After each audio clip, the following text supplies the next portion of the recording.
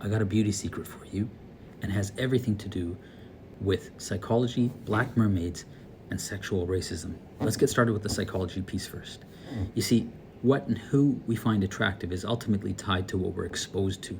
The more exposure we have to something, the more we are comfortable with it, the more familiar it is, and the more we find it attractive. Now, when body image sizes or beauty standards are presented to us on a repeated basis and it doesn't fit who we actually are, we create a sense of negative self-esteem, we create body dysmorphia, we create eating disorders. We know that eating disorders are actually culture specific. They don't exist in cultures where a healthier body size is actually prized.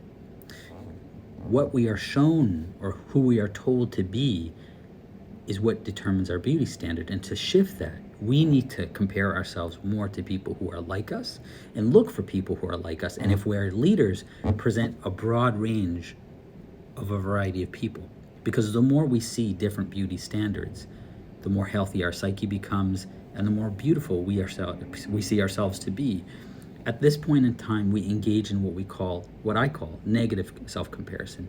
We look for people who are different than us, and we think about how different we are from them and how we're not as good looking as them.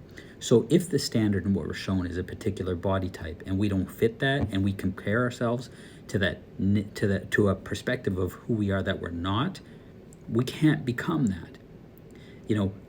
Different body types can't change body types.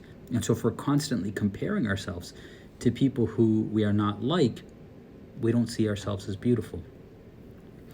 And the same thing applies to men, it applies to women. For a very long period of time, for 400 years, between 1400 and 1900, a more ample body size, or in standards of what we would consider to be fat today, was seen as more attractive, because that's what society said was more attractive. It was tied to wealth and status. Nowadays, we've got a different sense, a sense of grandeur, a sense of success, a sense of beauty is all tied to a very particular standard, which is not just thin, it's also white. Tune into the next video for more.